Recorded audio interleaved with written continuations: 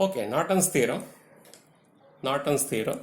I have considered a network which is containing so many number of generators and linear impedances, and across the two terminals A and B there is a load impedance.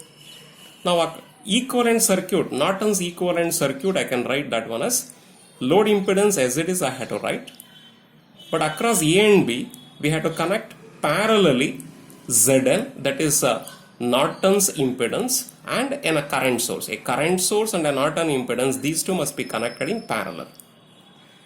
Okay. In the case of your Thevenin's theorem, we have to connect ZTH and ETH. ZTH and ETH, they must be connected in series. This is Thevenin's theorem circuit. Thevenin's theorem or Thevenin's equivalent circuit. This is Thevenin's equivalent circuit. Whereas Norton's equivalent circuit, the Norton's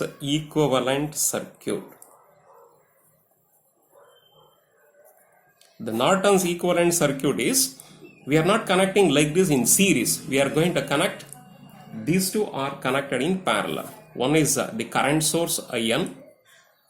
This current source and Zn, they must be connected in parallel. These two must be connected in parallel across this A and B here. A point and this is B point.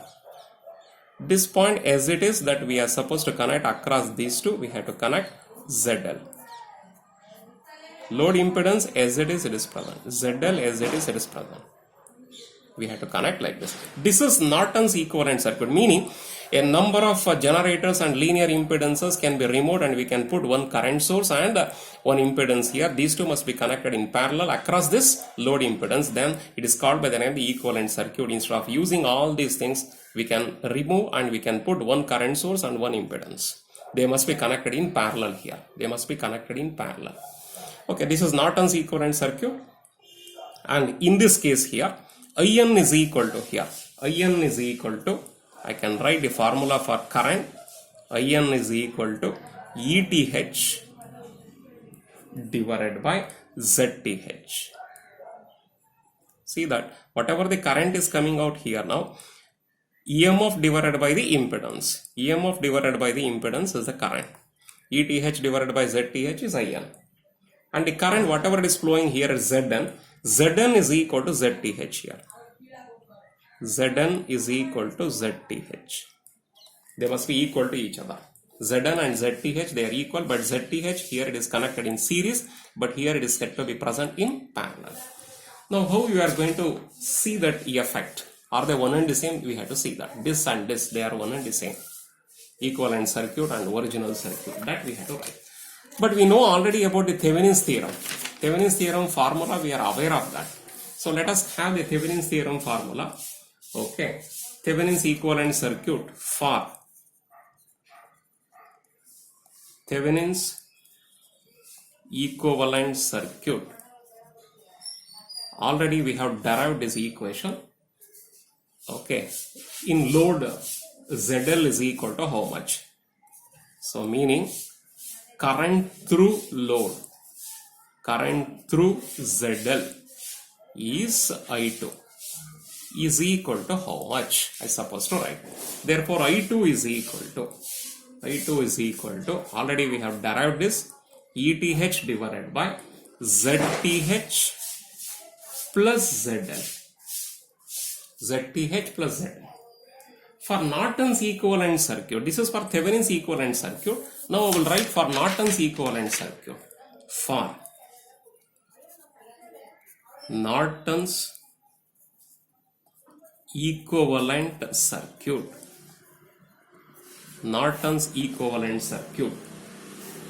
The current through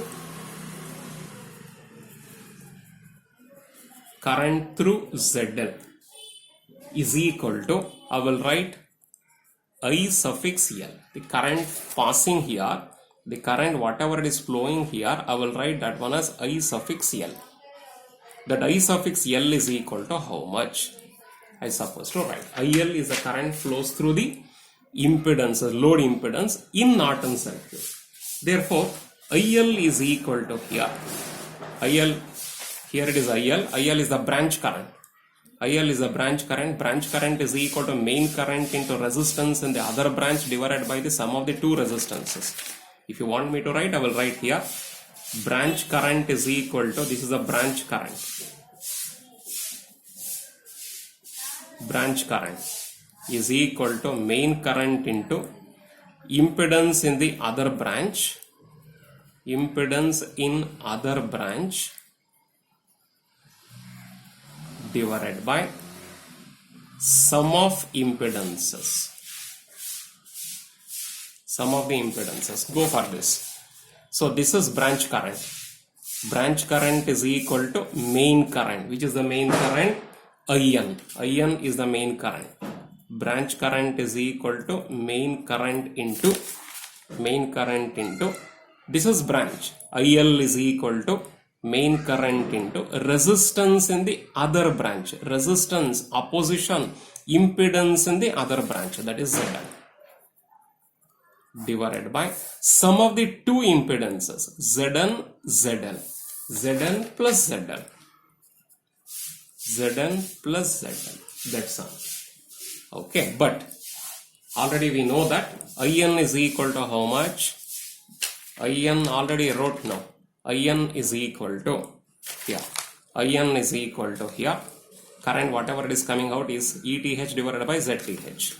ETH divided by ZTH. Therefore, ETH is equal to cross multiplication IN multiplied by ZTH. Therefore, ETH is equal to IN. Instead of ZTH, I will write that one as Zn, since ZTH is equal to Zn. Therefore, IL is equal to okay, current flows through the load is equal to IL is equal to here IN RN IN Zn divided by Zn plus ZL. Same thing I have written. IL is equal to IN Zn divided by Zn plus ZL. Follow this. If you are observing this and this here, ZL is equal to here, Zn is equal to ZTH. If you want me to write that also, I will write and I will show it. ZL is equal to IN Zn. IN is equal to this divided by Zn plus ZL. But Zn is equal to Zn is equal to ZTH. One concept. Then IN is equal to ETH divided by ZTH. Use this concept also here. Substitute here. Are you not going to get back this? Therefore, I2 is equal to how much?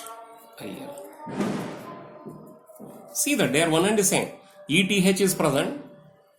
ETH is present. Here, if you are substituting for IN, ETH divided by ZTH.